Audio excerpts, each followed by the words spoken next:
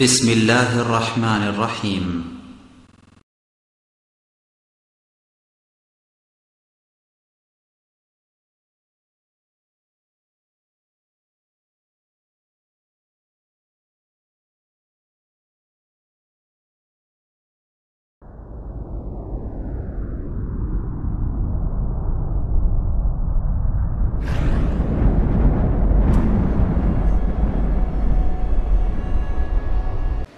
الحمد لله نحمده ونستعينه ونستغفره ونعوذ بالله من شرور أنفسنا ومن سيئات أعمالنا من يهده الله فلا مضل له ومن يضلل فلا هادي له وأشهد أن لا إله إلا الله محمدا عبده ورسوله أرسله بالحق بشيرا ونذيرا وداعيا إلى الله بإذنه وسراجا منيرا أما بعد فإن خير الحديث كتاب الله وخير الهدي هدي محمد صلى الله عليه وسلم وشر الأمور محدثاتها وكل محدثة بدعة وكل بدعة ضلالة وكل ضلالة في النار أعوذ بالله من الشيطان الرجيم بسم الله الرحمن الرحيم قاف والقرآن المجيد بل عجبوا أن جاءهم منذر منهم فقال الكافرون هذا شيء عجيب أإذا متنا وكنا ترابا ذلك رجع بعيد. قال الله تعالى في موضع آخر وتمت كلمات ربك صدقا وعدلا لا مبدل لكلماته وهو السميع العليم. وقال الله تعالى في موضع آخر ما آتاكم الرسول فخذوه وما نهاكم عنه فانتهوا واتقوا الله إن الله شديد العقاب.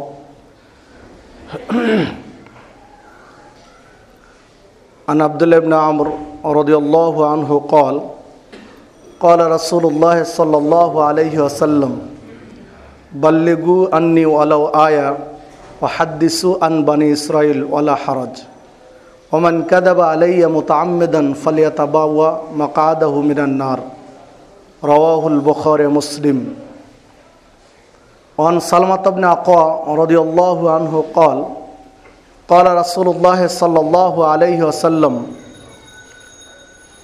من يقول علي ما لم أقل فليتبوأ مقعده من النار رواه البخاري. ومن حفص بن عاصم رضي الله عنه قال قال رسول الله صلى الله عليه وسلم كفى بالمرء كذبا أن يحدث بكل ما سمع رواه مسلم. সম্মানিত জুমা জামাতের উপস্থিতি, সর্বাগ্রে সেই মহান রব্বুল আলামিনের শুকরিয়া আদায় করি যার অশেষ অনুগ্রহে সুস্থ শরীরে জুমার সালাতের জন্য মসজিদে সমবেত হতে পেরেছি, তাই বলে আলহামদুলিল্লাহ। অতঃপর দরুদ ও সালাম বর্ষিত হোক সর্বকালের সর্বশ্রেষ্ঠ মহামানব সৈয়দুল মুরসালিন খাতামুন নবীন নবী মুহাম্মদুর রাসূলুল্লাহ সাল্লাল্লাহু আলাইহি ওয়াসাল্লামের প্রতি। আমি আপনাদের সামনে কোরআনুল কারীমের কয়েকটি আয়াত পেশ করেছি। রাসূলুল্লাহ সাল্লাল্লাহু আলাইহি ওয়াসাল্লামের মুখনিসৃত বাণীর মধ্য হতে কয়েকটি হাদিস পেশ করেছি।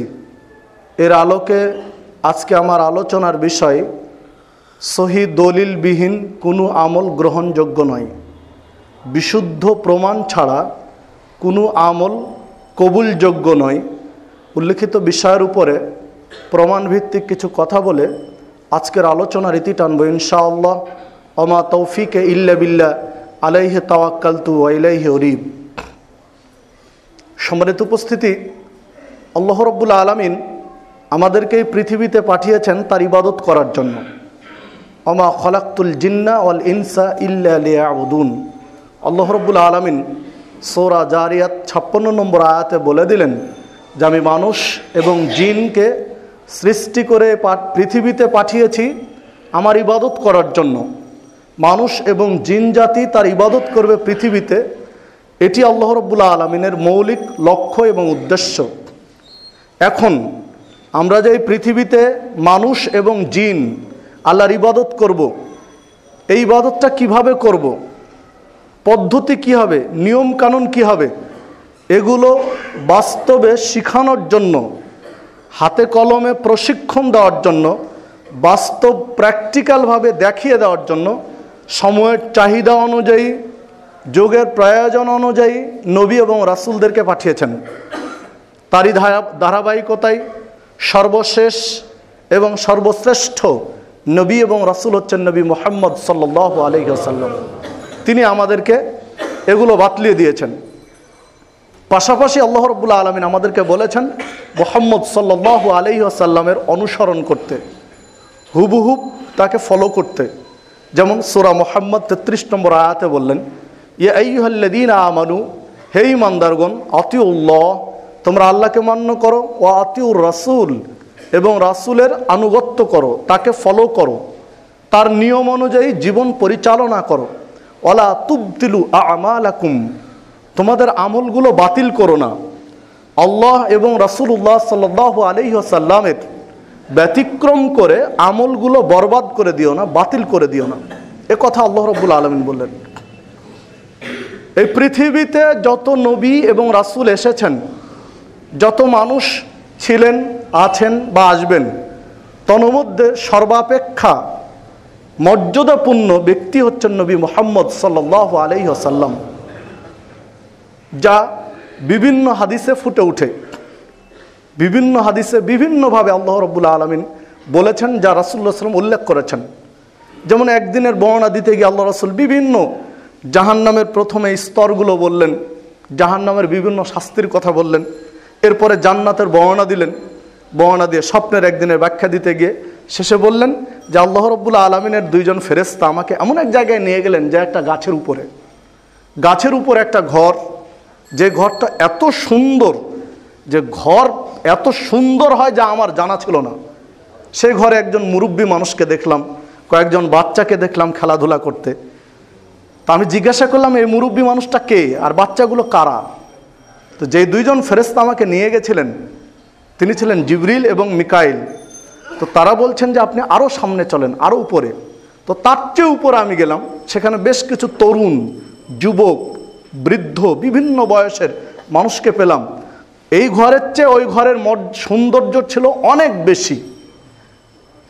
এর ঘরের চেয়ে উপরের ঘরটা তুলনা করার মতো আমার কোনো ভাষা নেই। তো আমি জিজ্ঞাসা করলাম এরা কারা? তো বলছেন আরেকটু উপরে চলেন। আমি আরেকটু উপরে গেলাম। এবার আপনার মাথার উপর দিকে দেখেন, মাথার উপরে দেখেন। আমি দেখলাম যে ওর দৃশ্যগুলো বাহির থেকে আমি যতটুকু দেখতে পাচ্ছি তা এতক্ষণ আমি যা দেখেছি সব ম্লান হয়ে গেছে, এগুলোর সাথে আর কোনো তুলনা নেই।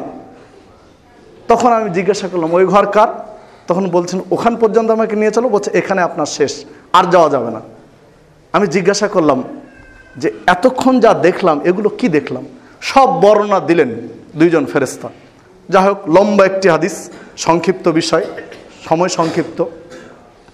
তো বললেন যে ঘরে আপনি বৃদ্ধ মানুষটিকে দেখেছেন, বাচ্চারা খেলাধুলা করছে, এই বৃদ্ধ মানুষটি হচ্ছেন আবুল আম্বিয়া, ইব্রাহিম খলিলুল্লাহ, ইব্রাহিম আলাইহিস সালাম। উনি বাচ্চাগুলো খেলছে যারা, এরা প্রাপ্তবয়স্ক হওয়ার আগেই যারা মারা গেছে, এসব সন্তান তার সাথে খেলছে।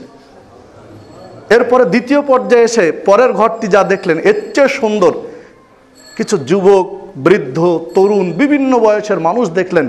এরা হচ্ছে সবাই শহীদ, যারা আল্লাহর রাস্তায় শহীদ হয়েছিলেন দিনকে প্রতিষ্ঠিত করার জন্য, তাদের মর্যাদা। এরপরে এখন যা দাঁড়িয়ে আছি এর উপরে যা আমাকে দেখাচ্ছ এইটা কি, যা এগুলো সবগুলো ম্লান হয়ে গেছে আগেরটাতে, তো সেটা কার, কি এটা? বলছে এই ঘরটা আপনার জন্য, এই ঘরটা আপনার জন্য আল্লাহ রাব্বুল আলামিন প্রস্তুত করে রেখেছেন। বলছেন চলো তাহলে আমার ঘরটা দেখাও, এতক্ষণ তো মানুষের ঘর দেখালে, এবার আমারটা দেখাও। বলছেন না, আপনার এখন ওই ঘরে ঢোকার সময় হয়নি, আপনার এখনো জীবন বাকি আছে, এখনো সময় হয়নি, যখন আপনার মৃত্যু হবে তারপরে ওখানে। সম্মানিত উপস্থিতি, হাদিসটি মুসনাদে আহমদের মধ্যে এসেছে, সহিহ মুসলিমের মধ্যে এসেছে। তাহলে দেখুন, মুহাম্মদ সাল্লাল্লাহু আলাইহি ওয়াসাল্লাম সারা পৃথিবীর মধ্যে সবচেয়ে মর্যাদাপূর্ণ মানুষ, যা বিভিন্নভাবে আল্লাহ রাব্বুল আলামিন উল্লেখ করেছেন। তো তিনি পর্যন্ত যার এত মর্যাদা, যাকে দিয়ে আল্লাহ রাব্বুল আলামিন জান্নাত উদ্বোধন করাবেন, যিনি প্রথম জান্নাতে প্রবেশ করবেন, সারা পৃথিবীর মানুষ হিসাবের পরে উপস্থিত, কে প্রথম জান্নাতে যাবে, এই মর্যাদাবান ব্যক্তিটা কে, যিনি প্রথম যাবেন, এই পর্যায়ে বলতে গিয়ে মুহাম্মদ সাল্লাল্লাহু আলাইহি ওয়াসাল্লাম বলছেন, আতি বাবাল জান্নাহ ইয়াউমাল কিয়ামা, কিয়ামতের দিন আমি প্রথম ব্যক্তি জান্নাতের দরজায় গিয়ে দাঁড়াবো। ফাস্তাফতি, দরজা লাগানো আছে, আমি বলবো দরজা খুলে দাও। ফায়াকুলুল খাজেন, প্রহরী বলবেন আপনি কে, মান আনতা, আপনি কে, দরজা খুলতে বলেন। ফাকুল, তখন আমি বলবো মুহাম্মদ, আমি মুহাম্মদ সাল্লাল্লাহু আলাইহি ওয়াসাল্লাম। তখন ফেরেশতা দরজা খুলে দিবেন। ফায়াকুলু, এরপরে দরজা খুলে দিয়ে ফেরেশতা বলছেন, বেকা উমিরতু লা আফতাহু লি আহাদিন ক্বাবলাক, যেই দিন আল্লাহ জান্নাত সৃষ্টি করেছেন সেই দিন থেকে আজ পর্যন্ত আমাকে পাহারায় রেখেছেন, একটি মাত্র আমার দায়িত্ব যে আপনার পূর্বে কেউ যেন জান্নাতে প্রবেশ করতে না পারে, এই দায়িত্ব নিয়ে আমি এখানে দাঁড়িয়ে রয়েছি। সম্মানিত উপস্থিতি, যে হাদিস সহিহ মুসলিমের মধ্যে এসেছে 507 নম্বর হাদিস, মুহাম্মদ সাল্লাল্লাহু আলাইহি ওয়াসাল্লাম এমন একজন ব্যক্তি যাকে দিয়ে জান্নাত উদ্বোধন করাবেন, তিনি পর্যন্ত ইসলাম ধর্মের কাছে জিম্মি। ইনি এত মর্যাদা, যাকে দিয়ে আল্লাহ জান্নাত উদ্বোধন করাবেন, যার এত মর্যাদা, জান্নাতের সবার উপরে ঘর রেখে দিয়েছেন, যার এত মর্যাদা, স্বয়ং আল্লাহ রাব্বুল আলামিন মেরাজের রাত্রিতে ডেকে নিয়েছিলেন, তিনি পর্যন্ত ইসলাম ধর্মের কাছে জিম্মি। তার ব্যক্তিগত এখতিয়ার নেই যে নিজস্ব কিছু ইসলামের মধ্যে চালিয়ে দিবে। মুহাম্মদ সাল্লাল্লাহু আলাইহি ওয়াসাল্লাম নিজের ইচ্ছা মতো কোনো বিধান, নিজের মগজ প্রসূত কোনো বিধান শরীয়তের নামে চালাবে, এই সুযোগ পর্যন্ত মুহাম্মদ সাল্লাল্লাহু আলাইহি ওয়াসাল্লামকে আল্লাহ দেননি। যেই বিধান আল্লাহ দিয়েছেন সেই বিধানই তাকে প্রচার করতে হবে, এটাই ছিল তার দায়িত্ব।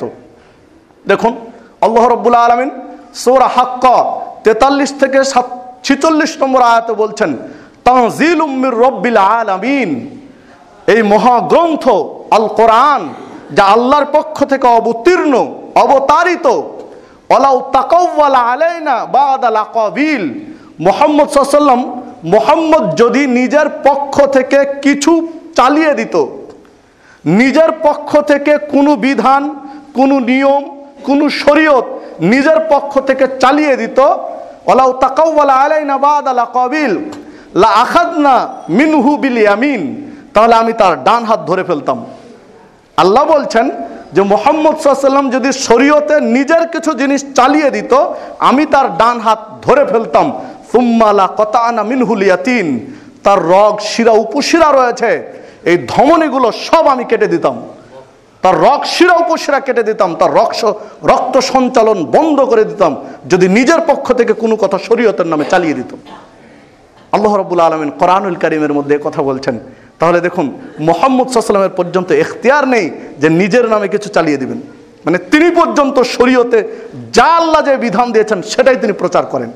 তো তার যদি নিজের পক্ষ থেকে কোনো এখতিয়ার না থাকে, তাহলে পৃথিবীর আর কোনো আলেম, ওলামা, পীর, ফকির, গাউস, কুতুব, মাশায়েখ, ইমামে আজম, ইমামে ওস্তা, ইমামে কুবরা, সুগরা, যাই বলেন না কেন, পৃথিবীর কারো কোনো শক্তি নেই যে শরীয়তের নামে নিজস্ব কোনো চিন্তাধারা, কোনো মতবাদ, কোনো তরিকা, কোনো ইজম, কোনো মতাদর্শ শরীয়তের নামে চালাবে, এই সুযোগ কারোই নেই। কারণ তিনি পাননি, তার নিজস্ব কোনো কথা চালাবেন তিনি সুযোগ পাননি। তাহলে আপনার আমার সুযোগ কোথায়? পৃথিবীর সবচেয়ে বড় আলেম ধরে নিলাম, তার সুযোগটা কোথায়? কোনো সুযোগ নেই। সূরা নজম 3 এবং 4 নম্বর আয়াত আল্লাহ রাব্বুল আলামিন বলছেন, মা ইয়ানতিকু আনিল হাওয়া ইন হুয়া ইল্লা ওয়াহয়ু ইউহা, আল্লাহ যতটুকু তাকে দেন ওহির মারফতে ততটুকুই তিনি প্রচার করেন। যা ওহির মাধ্যমে আল্লাহ জানিয়ে দিয়েছেন সেই ওহিটাই তিনি প্রচার করেন, নিজের পক্ষ থেকে তিনি কোনো কথা বলেন না। তাহলে প্রমাণ ভিত্তিক আপনাকে আমাকে জীবনযাপন করতে হবে, প্রমাণবিহীন কোনো কাজ গ্রহণযোগ্য নয়, এই কথাগুলো আল্লাহ বলতে চাইলেন। সেই প্রমাণটা অবশ্যই বিশুদ্ধ হতে হবে, বিশুদ্ধ হতে হবে, সহি হতে হবে। প্রমাণ বিশুদ্ধ না হলে আপনার আমার আমল গ্রহণযোগ্য নয়। আল্লাহ রাব্বুল আলামিন সূরা হুজরাত 6 নম্বর আয়াতে বলছেন, ইদা ইয়া আইয়ুহাল্লাযীনা আমানু, হে ঈমানদারগণ, যখন তোমাদের কাছে কোনো ফাসেক ব্যক্তি বেনাবাইন কোনো তথ্য প্রচার করে, ফাতাবাইয়ানু, তখন তোমরা সেটা বিশ্লেষণ সাপেক্ষে গ্রহণ করো। কোনো পাপাচারী ব্যক্তি, কোনো ব্যক্তি যদি তোমাদের কাছে তথ্য পরিবেশন করে, ফাতাবাইয়ানু, সেটা প্রমাণ সাপেক্ষে গ্রহণ করো। তথ্য না পাওয়ার সাথে সাথে গ্রহণ করবে এমনটা যেন না হয়, তথ্যটা বিশ্লেষণ সাপেক্ষে, প্রমাণ সাপেক্ষে গ্রহণ করো। সূরা হুজরাত 6 নম্বর আয়াত। তাহলে আপনাকে আমাকে কোনো তথ্য গ্রহণ করতে হলে অবশ্যই প্রমাণ সাপেক্ষে, দলিল সাপেক্ষে গ্রহণ করতে হবে। আল্লাহ কথা বুঝাতে চাইলেন, আল্লাহ বলতে চাইলেন সেটা প্রমাণ সাপেক্ষে গ্রহণ করতে হবে, প্রমাণবিহীন নয়। দেখুন আল্লাহ রাব্বুল আলামিন সূরা হাসর 7 নম্বর আয়াতে বলছেন, মা আতাকুমুর রাসূল ফাখুদুহু, রাসূল যা দেন সেটা গ্রহণ করো, ওয়া মা নাহাকুম আনহু ফান্তাহু, তিনি যা নিষেধ করেন বর্জন করো, ওয়াত্তাকুল্লাহ, তোমরা আল্লাহকে ভয় করো, ইন্নাল্লাহা শাদীদুল ইকাব, আল্লাহ হচ্ছেন শাস্তিদান অত্যন্ত কঠোর। তাহলে আপনাকে আমাকে ওই বিধান গ্রহণ করতে হবে যেই বিধান রাসূল দিয়েছেন। মা আতাকুমুর রাসূল ফাখুদুহু, রাসূল যা দেন গ্রহণ করো, ওয়ামা নাহাকুম আনহু ফান্তাহু, নিষেধ করেন ছেড়ে দাও। তাহলে একটা বিধান গ্রহণ করতে চাইলে, একটা শরীয়ত মেনে নিতে চাইলে, এটা রাসূল দিয়েছেন কিনা, এর প্রমাণ আছে কিনা, সেটা আপনাকে আমাকে বিশ্লেষণ করতে হবে, দেখতে হবে, তারপরে গ্রহণ করতে হবে। আল্লাহ রাব্বুল আলামিন এই কথা বলতে চাইলেন। আল্লাহ রাব্বুল আলামিন সূরা নাহাল 43 এবং 44 নম্বর আয়াতে বলছেন, ওয়াতাম্মাত কালিমাতু রাব্বিকা সিদকান ওয়া আদলা লা মুবাদদিলা লিকালিমাতিহি ওয়া হুয়াস সামিউল আলিম। ওয়াতাম্মাত কালিমাতু রাব্বিক, আল্লাহ রাব্বুল আলামিন মুহাম্মদ সাল্লাল্লাহু আলাইহি ওয়াসাল্লামকে বলছেন যে ওয়াতাম্মাত কালিমাতু রাব্বিকা, তোমার প্রভুর কালেমা, বাক্য, কথা, কোরআনুল কারীম পরিপূর্ণ, পরিপূর্ণ, সিদকান ওয়া আদলা, সততা এবং ন্যায় নিষ্ঠায়। কোরআনুল কারীম তথা আল্লাহর পক্ষ থেকে অবতীর্ণ বিধান সততা এবং ন্যায় নিষ্ঠায় পরিপূর্ণ। লা মুবাদদিলা লিকালিমাতি, পৃথিবীর কোনো শক্তি নেই যে তার কালিমাকে পরিবর্তন করে দিতে পারে। কারো কোনো শক্তি নেই, কারো কোনো ক্ষমতা নেই যে তার যে বাক্য, তার যে কথা, তার যে কালিমা তা পরিবর্তন করে দিবে, এটা মানুষের সাধ্যের বাইরে। ওয়া হুয়াস সামিউল আলিম, তিনি হচ্ছেন সর্বশ্রোতা এবং তিনি হচ্ছেন সর্বজ্ঞ, সব কিছু শুনেন এবং সর্ব বিষয়ে তিনি জ্ঞান রাখেন, ক্ষমতা রাখেন। তিনি হচ্ছেন আল্লাহ রাব্বুল আলামিন।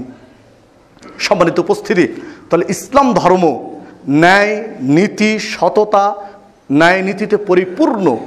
এই সততা, ন্যায় নীতি পরিপূর্ণ কথা আপনাকে আমাকে প্রমাণ সাপেক্ষে গ্রহণ করতে হবে। আল্লাহ রাব্বুল আলামিন এই কথা বলতে চাইলেন। মুহাম্মদ সাল্লাল্লাহু আলাইহি ওয়াসাল্লামের জীবনী যদি আমরা বিশ্লেষণ করি তাহলে দেখতে পাই তিনি দলিলের আলোকে জীবনযাপন করেছেন, প্রমাণের আলোকে। মুহাম্মদ সাল্লাল্লাহু আলাইহি ওয়াসাল্লাম নিজেও কোনো প্রমাণবিহীন কোনো কথা বলেননি, প্রমাণ ছাড়া কোনো কথা গ্রহণ করেননি, প্রমাণ ছাড়া কারো কোনো তথ্য মেনে নেননি। যেমন তিনি আসরের সালাত আদায় করতে গিয়ে ভুল হয়ে গেল, সালাত 2 রাকাত পড়ে সালাম ফিরিয়ে দিয়েছেন, মুসল্লি বাহিরে চলে গেছে, কিছু মুসল্লি ভিতরে রয়েছে, তিনি উঠে যাচ্ছেন, চলে যাবেন, জুলিয়াদাইন সামনে গিয়ে দাঁড়িয়ে বলছে, ইয়া রাসূলুল্লাহ সাল্লাল্লাহু আলাইহি ওয়াসাল্লাম আনাসিতা আম কসরাতিস সালাহ, হে আল্লাহ রাসূল সাল্লাল্লাহু আলাইহি ওয়াসাল্লাম, আপনি কি সালাত ভুলে গেলেন না সালাত আল্লাহ কমিয়ে দিয়েছেন? ওহির মাধ্যমে আল্লাহ সালাত কমিয়ে দিলেন না আপনি সালাতটা ভুলে গিয়েছেন? তখন রাসূলুল্লাহ সাল্লাল্লাহু আলাইহি ওয়াসাল্লাম বলছেন, লাম আনসা ওয়া লাম তাকসুর, সালাত আল্লাহ কমাননি আর আমি ভুলও করিনি, আমার ভুলও হয়নি, সালাত কমানো হয়নি। কিন্তু জুলিয়াদাইন নাছোড় বান্দা আবার গিয়ে বলছেন, আনাসিতাম কসরাতিস সালাত, সালাত কি কমানো হলো না আপনার ভুল হয়েছে? দ্বিতীয়বার যখন জুলিয়াদাইন এর কথা বলেছেন তখন রাসূলুল্লাহ সাল্লাল্লাহু আলাইহি ওয়াসাল্লাম সাহাবীদেরকে বলছেন, আকামা ইয়াকুলু জুলিয়াদাইন, জুলিয়াদেন যা বলছে তা কি ঠিক? জুলিয়াদেন যে বলছে সালাত কমানো হলো না ভুল হয়েছে, তো জুলিয়াদেন কি ঠিক বলছে? ফাকালু নাআম, সাহাবীরা বললেন হে আল্লাহর রাসূল জুলিয়াদেন ঠিক বলেছে। ফাতাকাদ্দামা ফাসাল্লা মা তারাকা, এরপর আল্লাহর রাসূল আবার ফিরে আসলেন, দিয়ে যা ছুটে গেছিল সেটা আবার পড়লেন, এরপর সহসিদ্ধে দিলেন। হাদিস সহিহ বুখারীর মধ্যে এসেছে, প্রথম খণ্ডের 69 নম্বর পৃষ্ঠা, 482 নম্বর হাদিস। সম্মানিত উপস্থিতি, তাহলে দেখেন আল্লাহ রাসূল সাল্লাল্লাহু আলাইহি ওয়াসাল্লাম সালাতে ভুল হয়েছে, 4 রাকাতের জায়গায় 2 রাকাত সালাত পড়ে সালাম ফিরিয়ে চলে যাচ্ছেন। সাহাবী ধরিয়ে দিয়েছেন, তিনি বলছেন আমার সালাত ভুল হয়নি, কমানো হয়নি, কিন্তু আবার বলছেন এসে কথা। তখন আল্লাহ রাসূল জুলিয়াদাইনের কথার উপরে নির্ভর করে কিন্তু সালাত আবার পড়েননি। সাহাবীদেরকে জিজ্ঞাসা করলেন যে আকামা ইয়াকুল জুলিয়াদাইন, জুলিয়াদাইন যা বললো ঠিক? সাহাবীরা যখন একাধিক সাহাবী কলু মানে বহু বচন, একাধিক সাহাবী যখন বললেন যে হ্যাঁ আল্লাহ রাসূল আপনার সালাত তো 2 রাকাত হয়েছে, তখন তিনি সালাত পড়লেন, আবার এসে ফিরালেন। তাহলে দেখেন আল্লাহ রাসূল একজনের কথার উপরে, শুধু একটা তথ্যের উপরে নির্ভর করে সালাত আবার পুনরায় 2 রাকাত পড়ে সহসিদ্ধে দিলেন না, প্রমাণ চাইলেন। তো রাসূল মুহাম্মদ সাল্লাল্লাহু আলাইহি ওয়াসাল্লামের যদি প্রমাণ লাগে, একটা আমল করতে প্রমাণ লাগে, আপনার আমার প্রমাণ লাগে না? আপনি আমি প্রমাণবিহীন কি করে কোনো আমল করতে পারি? কিভাবে হতে পারে এটা যে প্রমাণ ছাড়া একটা আমল করব? একটা প্রেক্ষাপট। অন্য পর্যায়ে যদি ফিরে যাই, যেমন মুহাম্মদ সাল্লাল্লাহু আলাইহি ওয়াসাল্লাম নিজের চিন্তাধারায় কোনো কথা বলেননি। যখন তিনি মেরাজ গিয়ে ফিরে এসেছেন, পুরো মেরাজ থেকে যখন ফিরে আসলেন, তখন একজন ইহুদিদের পণ্ডিত, ইহুদিদের গোত্র নেতা আব্দুল্লাহ, তিনি এসে আব্দুল্লাহ ইবনে সালাম, তিনি এসে মুহাম্মদ সাল্লাল্লাহু আলাইহি ওয়াসাল্লামকে বলছেন আপনি তো মেরাজ করে ফিরে এসেছেন, আপনার কাছে কিছু প্রশ্ন আছে। ইহুদি এবং খ্রিস্টানদের বেশ কিছু মানুষ এসে বলছেন যে আপনার কাছে আমাদের কিছু প্রশ্ন আছে, এগুলোর যদি উত্তর দিতে পারেন তাহলে আপনার মেরাজকে আমরা বিশ্বাস করি, না হলে করি না। তো কি তোমাদের প্রশ্ন? তো আমাদের প্রশ্ন যে আপনি অল্প সময়ের মধ্যে এই মদিনা থেকে চলে গেলেন বাইতুল মুকাদ্দাস জেরুজালেম, যা যেতে স্বাভাবিকভাবে কয়েক মাস সময় লাগে, উট বা ঘোড়াতে কয়েক মাসের রাস্তা, এই দীর্ঘ সময় পাড়ি দিয়ে আপনি সেখানে সালাত পড়ে ঊর্ধ্ব আকাশে গিয়েছেন। ঊর্ধ্ব আকাশ বাদ দিলাম, আপনি বাইতুল মুকাদ্দাস জেরুজালেমের বাইতুল মুকাদ্দাসের নিদর্শনগুলো বলেন, সেখানে কয়টা পিলার ছিল, কয়টা পিলার ছিল, বা কয়টা জানালা, কয়টা দরজা আপনি বলেন। যদি বলতে পারেন তাহলে বিশ্বাস করে আপনার মেরাজ ঠিক, আর যদি বলতে না পারেন তাহলে আপনার কথা ভুয়া, আপনি এমনিতে মিথ্যুক দাবি করছেন। নাউজুবিল্লাহ মিন যালিক। কি দিয়ে বুঝাবেন? একজন স্বাভাবিক, একথা তো স্বাভাবিক বিষয় যে বাইতুল মুকাদ্দাসে গিয়ে সালাত পড়েছেন, উনি তো আর পিলার গুনতে যাননি, উনি তো আর জানালা কয়টা গুনতে যাননি, দরজা কয়টা গুনতে যাননি। তাদের বিশ্বাস যদি তিনি যেও থাকেন তাহলে এটা তো আর বলতে পারবে না, কারণ এটা কীভাবে সম্ভব? এটা তো উনি গুনেননি, তার প্রয়োজনও নেই। তাহলে বলতে পারবেন আমরা প্রমাণ করে দেব মুহাম্মদ সাল্লাল্লাহু আলাইহি ওয়াসাল্লাম মিথ্যুক নবী। রাসূলুল্লাহ সাল্লাল্লাহু আলাইহি ওয়াসাল্লাম অপেক্ষায় রয়েছেন যে এর উত্তর কী হবে। আল্লাহ রাব্বুল আলামিন জিবরিলকে পাঠিয়ে দিলেন, জিবরিল যা উত্তর দিয়ে আসো। মুহাম্মদ সাল্লাল্লাহু আলাইহি ওয়াসাল্লাম বলছেন, জিবরিল আমার সামনে বাইতুল মুকাদ্দাসকে তুলে ধরলেন। সেটা হতে পারে ডাইরেক্ট তুলে নিয়েছেন, হতে পারে এমন কোনো বিশেষ আয়না বা কিছুতে চেহারার ছাপটা তুলে ধরেছেন। যখন আমার সামনে বাইতুল মুকাদ্দাসকে তুলে ধরা হলো, আমি নিজে বসে থেকে গুনে গুনে বললাম এতটা পিলার আছে, এতটা জানালা আছে, এতটা দরজা আছে, এই আছে, এই আছে, আমি গুনে গুনে বলে দিলাম তাদের কাছে। সম্মানিত উপস্থিতি, হাদিস সহিহ বুখারীর মধ্যে স্পষ্ট এই আলোচনাগুলো এসেছে। সহিহ বুখারীর 3886 নম্বর হাদিস। তাহলে দেখেন মুহাম্মদ সাল্লাল্লাহু আলাইহি ওয়াসাল্লাম নিজের চিন্তাধারায় কোনো কথা বললেন না, উত্তরে জানা নেই, চুপ করে আছেন। তারা প্রশ্ন করেছে, তার উত্তরে জানা নেই, তিনি প্রভুর অপেক্ষায় রয়েছেন। যদি আল্লাহ জানান তাহলে বলবেন, যদি না জানান তিনি বলবেন না, চুপ থাকবেন। তিনি নিজের পক্ষ থেকে কোনো কথা বলবেন না। তিনি হাদিস সহিহ বুখারীর। তাহলে তার যদি প্রমাণ ছাড়া কোনো কথা বলার অধিকার না থাকে, আপনার আমার আছে। আপনি আমি শরীয়তের নামে কোনো কথা চালাতে পারি প্রমাণবিহীন, নিশ্চিত না হয়ে। দেখুন রাসূলুল্লাহ সাল্লাল্লাহু আলাইহি ওয়াসাল্লামের কাছে আব্দুল্লাহ ইবনে সালাম যখন এসে জিজ্ঞাসা করেছিলেন যে আপনি যদি হক নবী হয়ে থাকেন, ইহুদিদের একজন নেতা, তাহলে আপনার কাছে আমার 3টা প্রশ্ন, যদি প্রশ্নের উত্তর দিতে পারেন তাহলে জানবো আপনি হক নবী। কারণ যারা সত্য নবী তারাই পারে এসবের উত্তর দিতে। আপনার কাছে প্রথম প্রশ্ন যে কিয়ামতের যে আলামতগুলো হবে, এই আলামতের প্রথম আলামতটি কি হবে? সর্বপ্রথম আলামত কি বের হবে যা দেখে বোঝা যাবে কিয়ামত শুরু হয়ে গেছে? দ্বিতীয় প্রশ্ন, যারা জান্নাতে যাবে তারা সর্বপ্রথম কি খাবার খাবে? কোন খাবার দিয়ে প্রথম আপ্যায়ন করবেন আল্লাহ রাব্বুল আলামিন জান্নাতবাসীকে? তৃতীয় প্রশ্ন, একটা সন্তান কখনো মায়ের আকৃতিতে আসে, কখনো বাবার আকৃতিতে আসে। মায়ের সুরাত বা বাবার সুরাতে, বাবার আকৃতিতে সন্তান কেন আসে, কারণ কি? তিনটা প্রশ্ন করেছেন, তিনি চুপ করে আছেন, তার কাছে জবাব নেই। যদি আল্লাহ দেন দিবেন জবাব, যদি আল্লাহ রাব্বুল আলামিন না দেন তিনি জবাব দিবেন না, চুপ করে আছেন।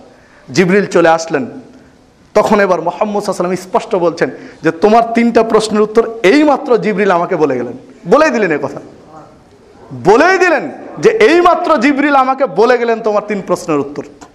সেটা হলো কিয়ামতের সর্বপ্রথম আলামত যা বের হবে, পূর্ব দিকে পৃথিবীর সর্বশেষ পূর্ব প্রান্তে আগুন বের হবে, যে আগুন মানুষকে তাড়া করে, সকল মানুষকে তাড়া করে পশ্চিম দিকে এক জায়গায় জমা করবে। পূর্ব দিকে যে আগুন বের হয়েছে, আগুনের কুণ্ডলী, মানুষ আগুন থেকে বাঁচার জন্য পশ্চিম দিকে ছুটে আসবে। মূলত সবকে তাড়িয়ে এক জায়গায় আল্লাহ রাব্বুল আলামিন করবেন, তার এটা একটা কৌশল, একটা মাধ্যম। এটা হবে প্রথম আলামত। জান্নাতীদের প্রথম খাবার আল্লাহ রাব্বুল আলামিন যে খাবার দিয়ে আপ্যায়ন করবেন তা হচ্ছে মাছের কলিজার অংশ বিশেষ। মাছের, বড় মাছের যে কলিজা রয়েছে তার একটা অংশ বিশেষ দিয়ে আপ্যায়ন করবেন। তৃতীয় প্রশ্ন, সন্তান কেন বাবার মতো হয় অথবা মার মতো কেন হয়, চেহারায় কেন হয়? স্বামী স্ত্রীর যে মিলন হয়, মিলনে উভয়ের শুক্রকীটের, যার শুক্রকীট সর্বপ্রথম মাতৃগর্ভের ডিম্বাণুর মধ্যে যায়, রেহেমের মধ্যে যায়, যারটা প্রথম যায়, যদি যেই শুক্রকীটের মাধ্যমে জন্ম হয়েছে সন্তানের, বাবার শুক্রকীট প্রথম যদি মাতৃগর্ভের রেহেমের মধ্যে যেতে পারে তাহলে সন্তানটা আসে বাবার আকৃতিতে। আর মায়ের শুক্রকীটের প্রথম যদি রেহেমের মধ্যে প্রবেশ করে তাহলে তখন সন্তানটা আসে মায়ের মতো। তখন আব্দুল্লাহ ইবনে সালাম বলছেন, আল্লাহ রাসূল সাল্লাল্লাহু আলাইহি ওয়াসাল্লাম আপনি ঠিক বলেছেন, কারণ এটা আমি তাওরাতেও শুনেছি, তাওরাতে এই কথাটাই রয়েছে, আপনি যা বলেছেন হক বলেছেন, এটা নবী রাসূলরাই বলতে পারেন। তারপরে তিনি হাতটা বাড়িয়ে দিয়ে বলছেন, আশহাদু আন লা ইলাহা ইল্লাল্লাহু ওয়াহদাহু লা শারীকা লাহু ওয়া আশহাদু আন্না মুহাম্মাদান আবদুহু ওয়া রাসূলুহু। যে হাদিস সহিহ বুখারীর মধ্যে এসেছে, 2016 নম্বর হাদিস। সম্মানিত উপস্থিতি, তাহলে দেখুন মুহাম্মদ সাল্লাল্লাহু আলাইহি ওয়াসাল্লাম নিজের পক্ষ থেকে কিছু বলছেন না, তার প্রমাণ না আসলে, উত্তর না আসলে। তিনি লাইলাতুল কদরকে অন্বেষণ করার জন্য কদর খুঁজলেন, অপেক্ষায় থাকলেন, তিনি লাইলাতুল কদর পেয়েও গেলেন, কাদা মাটির মধ্যে সিজদাও দিলেন, সবই ঠিক। আবার তিনি সকালে বলছেন সাহাবীদেরকে যে লাইলাতুল কদর আমি খুঁজছিলাম, আমাকে জানানো হলো, বলে দেওয়া হলো, দেখানো হলো, কিন্তু আমি ভুলে গিয়েছি। আমাকে দেখানো হয়েছে, জানানো হয়েছে, সব ঠিক, কিন্তু আমি ভুলে গিয়েছি। বিধায় তাহাররাউ লাইলাতুল কদর ফিল বিত্র মিন আশরিল আওয়াখির মিন রমাজান, তোমরা লাইলাতুল কদরকে খুঁজতে চাইলে রমজানের শেষ 5 রাত্রিতে, শেষ দশকের বিজোড় 5 রাত্রিতে খুঁজো। আমি যেহেতু ভুলে গেছি, আমি এটা আইডিয়ায় বলতে পারবো না। যে হাদিস সহিহ বুখারীর মধ্যে এসেছে, 2016 নম্বর হাদিস। তাহলে দেখুন, তিনি দেখেছেন, লাইলাতুল কদর পেয়েছেন, নিশ্চিত জেনেছেন তারিখ, তারপরেও বলতে পারলেন না, কারণ তিনি ভুলে গিয়েছেন। তারিখটা ভুলে গিয়েছেন মানে আল্লাহ তাকে ভুলিয়ে দিয়েছেন, আল্লাহ তাকে ভুলিয়ে দিয়েছেন, তিনি আর বলতে পারলেন না। তো তিনি দেখে জেনে শুনে ভুলে যাওয়ার কারণে আইডিয়ায় বলতে পারলেন না যে 21, 23, 25, 27 না 29, আইডিয়া করে একটা তারিখ বলতে পারেননি, নিশ্চিত হতে পারেননি, তাই বলতে পারলেন না। ভুলে গিয়েছেন তাই বলতে পারলেন না। তো তিনি নিশ্চিত নন, তাই যদি একটা তারিখ বলতে না পারেন, আপনি আমি নিশ্চিত না হয়ে একটা প্রমাণবিহীন, যে প্রমাণ নিশ্চিত নয় যে প্রমাণটা ঠিক কিনা, তাই সে আমলটা করি কি করে? আমরা তো তার ধর্মের অনুসারী, তার আদর্শের অনুসারী। আল্লাহ রাব্বুল আলামিন কোরআনুল কারীমের সূরা আহজাব 21 নম্বর আয়াতে বলছেন, লাকাদ কানা লাকুম ফি রাসূলিল্লাহি উসওয়াতুন হাসানাহ, তোমাদের জন্য সর্বোত্তম আদর্শ নিহিত রয়েছে মুহাম্মদ সাল্লাল্লাহু আলাইহি ওয়াসাল্লামের মধ্যে। আমাদের জন্য সর্বোত্তম আদর্শ হচ্ছে মুহাম্মদ সাল্লাল্লাহু আলাইহি ওয়াসাল্লাম, তিনি তো আপনার আমার জন্য আদর্শ মডেল। তো তিনি যদি নিশ্চিত না হয়ে প্রমাণবিহীন কোনো কাজ না করেন, তো তার উম্মাহ হিসাবে আপনি আমি প্রমাণবিহীন কাজ করব কেন? যে যার দলিল নেই সে দলিল, আমরা দলিলবিহীন কোনো কাজ কেন করব? শুধু দলিল হলে হবে না, দলিলটা নিশ্চিত হতে হবে। দলিল আছে তার কাছে কিন্তু নিশ্চিত নন কোন রাত্রি, এই 5 রাত্রের মধ্যে এক রাত্রি, কোন রাত্রি তিনি নিশ্চিত না, বলতে পারলেন না, তাহলে আপনি আমি নিশ্চিত না হয়ে কেন বলবো? সম্মানিত উপস্থিতি, এইভাবে যদি আমরা খুঁজতে যাই ইতিহাস, অনেক অনেক কথাই পাবো যেগুলো দলিল নেই, সে কথা বলতে চাননি তিনি। যখন নিশ্চিত হয়েছেন তখন সে কথা বলেছেন। আল্লাহ রাসূল সাল্লাল্লাহু আলাইহি ওয়াসাল্লাম বলছেন, মাইয়াকুল আলাইয়া মা লাম আকুল, কেউ যদি আমার নামে কোনো কথা বলে যে কথা আমি বলিনি, আমার নামে একটা কথা বলে চালিয়ে দিচ্ছে অথচ আমি সে কথা বলিনি, ফালিয়াতাবাওয়া মাকআদাহু মিনান নার, তাহলে সে তার স্থানকে জাহান্নামে বানিয়ে নিল, তার ঠিকানা হবে জাহান্নাম। যে হাদিস সহিহ বুখারীর মধ্যে এসেছে, 109 নম্বর হাদিস, প্রথম খণ্ডের 21 নম্বর পৃষ্ঠায় হাদিসটি পাওয়া যাবে। দেখুন রাসূলুল্লাহ সাল্লাল্লাহু আলাইহি ওয়াসাল্লাম বলছেন, বাল্লিগু আন্নী ওয়ালাউ আয়া, আমার পক্ষ থেকে নিশ্চিত একটা কথাও যদি হয় তোমরা জানা থাকলে প্রচার করো। বাল্লিগু, প্রচার করো। বাল্লিগু আন্নী ওয়ালাউ আয়া, একটা কথা হলো, তবে শর্ত দিলেন আন্নী, আগে কথাটা নিশ্চিত হও যে কথাটা আমার, যদি আমার বলে তুমি নিশ্চিত হও তাহলে প্রচার করো, নিশ্চিত না হলে প্রচার করতে বলেননি। এরপরে বলছেন, মান কাযাবা আলাইয়া মুতাআম্মিদান ফালিয়াতাবাওয়া মাকআদাহু মিনান নার, কেউ যদি আমার নামে কোনো কথা বলে চালিয়ে দেয় তাহলে সে তার ঠিকানাকে জাহান্নামে বানিয়ে নিল। যে হাদিস সহিহ বুখারীর মধ্যে 3461 নম্বর হাদিস। দেখুন রাসূলুল্লাহ সাল্লাল্লাহু আলাইহি ওয়াসাল্লাম বলছেন, আলী রাদিয়াল্লাহু আনহু হাদিস বর্ণনা করেছেন, লা তাকদিবু আলাইয়া, আমার নামে কোনো মিথ্যা কথা তোমরা বলো না। আল্লাহ রাসূল সাল্লাল্লাহু আলাইহি ওয়াসাল্লাম বলছেন, লা তাকদিবু আলাইয়া, আমার নামে কোনো মিথ্যা কথা তোমরা প্রচার করো না, বলো না, কোনো কথা আমার নামে প্রচার করো না, বলো না। মাইয়াকদিব আলাইয়া, কেউ যদি আমার নামে কোনো মিথ্যা কথা প্রচার করে বলে তাহলে সে তার ফাইন্নাহু ইয়ালিজিন নার, সে তার স্থানকে জাহান্নামে বানিয়ে নিল, তার ঠিকানা সে গ্রহণ করলো জাহান্নামে। যে হাদিস সহিহ বুখারীর 106 নম্বর হাদিস, প্রথম খণ্ডের 21 নম্বর পৃষ্ঠায়। তাহলে দেখুন আল্লাহ রাসূল বলছেন, আমার নামে কোনো মিথ্যা কথা তোমরা বলো না, যদি আমার নামে মিথ্যা কথা বলো তাহলে ঠিকানা হবে জাহান্নাম। হাফস ইবনে আসম বলছেন, কাফা বিল মারে কাযিবান আইয়ু হাদিসা বিকুল্লি মা সামিয়া, একজন লোক মিথ্যুক হওয়ার জন্য এতটুকুই যথেষ্ট, যা শুনবে তাই প্রচার করবে, যাচাই বাছাই না করে, যা শুনেছে তা নিশ্চিত না হয়ে সে কথাটাই মানুষের কাছে প্রচার করবে, এই লোকটা মিথ্যুক হওয়ার জন্য যথেষ্ট। যে হাদিস সহিহ মুসলিমের মধ্যে এসেছে, প্রথম খণ্ডের 8 নম্বর পৃষ্ঠায়, মেশকাতের 156 নম্বর হাদিস, 27 পৃষ্ঠাতে এসেছে মেশকাতের। তাহলে দেখুন যে একটা কথা, শোনা কথা আমি প্রচার করতে পারি না, আগে নিশ্চিত হতে হবে কথাটার সত্যতা থাকলে আমি প্রচার করতে পারি। ইসলাম ধর্ম চমৎকার একটা সিস্টেমে, চমৎকার এক ফ্রেমে বাঁধা, সেটা হচ্ছে সত্যতা যাচাই করে আপনাকে আমাকে প্রচার করতে হবে, নিশ্চিত হয়ে প্রমাণ ভিত্তিক আমল করতে হবে। ইচ্ছা মতো গোজামিল দেওয়া কোনো কথা আপনি আমি মানতে পারি না। যা আল্লাহ রাব্বুল আলামিন সূরা নাহাল 43 এবং 40 নম্বর আয়াতে বলছেন, ফাসআলু আহলা যিকির, তোমরা আহলে যিকিরের কাছে জিজ্ঞাসা করো, বিল বাই ফাসআলু আহলা যিকির ইন কুনতুম লা তা'লামুন, যারা জানে তাদের কাছে তোমাদের অজানা বিষয়গুলো জেনে নাও, আহলে যিকিরের কাছে জেনে নাও, বিল বাইয়িনা, দলিল সহকারে, অযুবুর, যে দলিলটা স্পষ্ট স্বচ্ছ বিশুদ্ধ দলিল সহকারে জানা ব্যক্তিদের কাছে তোমরা জেনে নাও। আল্লাহ রাব্বুল আলামিন এই কথা বলছেন। তো আহলে যিকিরটা কে? যারা খানকায় বসে, মাজারে বসে আল্লাহু আল্লাহু জিকির করছে বা ইল্লাল্লাহ ইল্লাল্লাহ জিকির করছে, তারা কি আহলে যিকির? দাবি করতে পারে যে তারা আহলে যিকির, কিন্তু আল্লাহ কি বলছেন? আল্লাহ বলছেন, ওয়া আনজালনা ইলাইকা যিকির লিতুবাইয়িনা লিন-নাস, আমি এই জিকির নাজিল করেছি মানুষের কাছে বলে দেওয়ার জন্য, বর্ণনা করার জন্য। তাহলে জিকির হচ্ছে কোরআনুল কারীম। সূরা নাহাল 44 নম্বর আয়াত, আল্লাহ রাব্বুল আলামিন বলছেন, ওয়া আনজালনা ইলাইকা যিকির, আমি জিকির নাজিল করেছি। আল্লাহু আল্লাহর জিকির নয়, বা ইল্লাল্লাহ ইল্লাল্লাহর জিকিরকারীকে আহলে জিকির বলা যায় না। কোরআন এবং সুন্নাহ ভিত্তিক যার জ্ঞান রয়েছে তিনি হচ্ছেন আহলে যিকির, এ কথা আল্লাহ বলছেন। সূরা হিজর 9 নম্বর আয়াতে বলছেন, ইন্না নাহনু নাযালনা যিকির ওয়া ইন্না লাহু লাহাফিজুন, নিশ্চয় আমি এই জিকির নাজিল করেছি, আমি এর হেফাজতকারী। সে জিকির হচ্ছে কোরআনুল কারীম। ইন্না নাহনু নাযালনা যিকির, নিশ্চয় আমি এই জিকির নাজিল করেছি। সে জিকিরটা কি? আল্লাহু আল্লাহু ইল্লাল্লাহ ইল্লাল্লাহ না, সেটা হচ্ছে কোরআনুল কারীম। কোরআন এবং সুন্নাহ ভিত্তিক যারা জ্ঞান রাখেন তারা হচ্ছেন আহলে যিকির, তাদের কাছ থেকে অজানা বিষয় জেনে নিতে বললেন। দেখুন আমরা যদি মুহাদ্দিসগণের দিকে যাই, তাহলে ইমামে আজম যাকে বলি ইমাম আবু হানিফা রাহিমাহুল্লাহ, তিনি পর্যন্ত স্পষ্ট কথাটাই বলে গেলেন মৃত্যুর আগে, ইজা সহাল হাদিস ফাহুয়া মাজহাবি, যখন কোন সহিহ হাদিস পাবে জেনে রাখিও সেটাই আমার মাযহাব। তাহলে দেখুন ইমাম আবু হানিফা স্পষ্ট বললেন যে সহিহ হাদিসটা আমার মাযহাব। কি চমৎকার কথাটা বলে গেলেন। তিনি কিন্তু বলেননি যে হাদিস পেলে সেটা মেনে নিবে, হাদিস আমার মাযহাব বলেননি, বলছেন সহিহ হাদিসটা আমার মাযহাব, মানে বিশুদ্ধ হাদিসটা তিনি গ্রহণ করতে বললেন তার অনুসারীদেরকে। যে কথাটা উল্লেখ করেছেন আব্দুল ওয়াহাব শারানি মিজানুল কুবরা প্রথম খণ্ডে 30 নম্বর পৃষ্ঠায়। দেখুন একই কথা বলে যাচ্ছেন শাফি মাযহাবের ইমাম শাফি রাহিমাহুল্লাহ।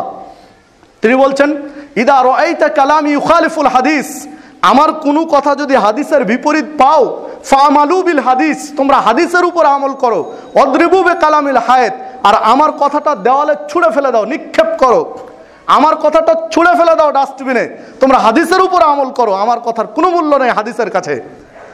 যে আলোচনা করেছেন শাহ ওয়ালিউল্লাহ মুহাদ্দিস দেহলভী ইকদুল জিদ ফি আহকামিল ইজতিহাদ ওয়াত তাকলিদ গ্রন্থের 28 নম্বর পৃষ্ঠায় একই কথা বলে গেলেন ইমাম মালিক রাহিমাহুল্লাহ, মালিকি মাযহাবের ইমাম। একই কথা বলে গেলেন ইমাম আহমদ ইবনে হাম্বলি মাযহাবের ইমাম। একই কথা বলে যাচ্ছেন তারা যে সহিহ হাদিসটা মানবে, আমাদের কথার মূল্য নেই হাদিসের কাছে। তাহলে দেখুন তারা প্রত্যেকেই বলে গেলেন। জায়েদ ইবনে আসলাম তাবি বিদ্বান একজন মুহাদ্দিস, তিনি বলছেন মান আমালা বিখবরিন সাহা আন্নাহু কিদ ফাহুয়া মিন খাদামিশ শায়তান, কেউ যদি একটা বিষয় জানে যে হাদিস ঠিক নয়, হাদিস সহি নয়, হাদিস সহি না জেনেও যদি এই আমলটা করে ফাহুয়া মিন খাদামিশ শায়তান, তাহলে এই লোকটা হলো শয়তানের খাদেম। জায়েদ ইবনে আসলাম একজন মুহাদ্দিস বলছেন যে জানে হাদিস ঠিক নয়, হাদিস সহি নয়, দলিল ঠিক নেই, তারপরেও আমলটা করলে সে খাদেমে শয়তানের একজন খাদেম। অজুল হাদিস প্রথম খণ্ডে 333 নম্বর পৃষ্ঠায় সামনে তাজকিরাতুল মাওজুআত এর 29 নম্বর পৃষ্ঠায় এ কথাগুলো বলে গেছেন সম্মানিত উপস্থিতি। তাহলে আপনার আমার উচিত কোরআন এবং সুন্নাহ ভিত্তিক বিশুদ্ধ প্রমাণ ভিত্তিক আমল করার। প্রমাণ দলিলবিহীন যদি কোনো আমল করি যে কথার দলিল নেই, তাহলে সে আমল কাজে আসবে না। প্রমাণ ভিত্তিক কোনো আমল কাজে আসবে না। আল্লাহ রাসূল সাল্লাল্লাহু আলাইহি ওয়াসাল্লাম বলছেন মান আমিলা আমালান লাইসা আলাইহি আমরুনা, যে লোক একটা আমল করলো যে আমল করতে আমি বলিনি, ফাহুয়া রদ্দুন, তাহলে আমলটা প্রত্যাখ্যাত, বর্জনীয়, অগ্রহণীয়, প্রত্যাখ্যানযোগ্য। তাহলে একটা আমল করলে আগে দেখতে হবে এই আমলটার অনুমোদন মুহাম্মদ সাল্লাল্লাহু আলাইহি ওয়াসাল্লাম দিয়েছেন কিনা। যদি অনুমোদন দিয়ে থাকেন ভালো, অনুমোদন নেই ছেড়ে দিতে হবে। অনুমোদনবিহীন কোনো আমল যদি করি, আমল আল্লাহ রাব্বুল আলামিন কবুল করবেন না। যে হাদিস সহিহ বুখারীর 20 নম্বর হাদিস, সহিহ মুসলিমের 4950 নম্বর হাদিস। তাই আসুন আমরা প্রত্যেকেই কোরআন এবং সুন্নাহ ভিত্তিক প্রমাণ ভিত্তিক আমল করার চেষ্টা করি। আল্লাহ রাব্বুল আলামিন আমাদেরকে কোরআন এবং সহিহ সুন্নাহ ভিত্তিক বিশুদ্ধ প্রমাণ ভিত্তিক দলিল ভিত্তিক আমল করার তৌফিক দান করুন, আমিন। পাশাপাশি সামনে কয়েকদিন পরেই এসএসসি দাখিল সমমানের পরীক্ষা অনুষ্ঠিত হতে যাচ্ছে। ছাত্র ভাইয়েরা আপনাদের কাছে প্রাণ খুলে দোয়া চেয়েছেন, আপনারা তাদের জন্য দোয়া করবেন যেন আল্লাহ রাব্বুল আলামিন তাদেরকে কাঙ্ক্ষিত সাফল্য অর্জন করার তৌফিক দান করেন। তাদের উদ্দেশ্য প্রত্যাশা পূরণের যেন আল্লাহ রাব্বুল আলামিন সুযোগ দেন।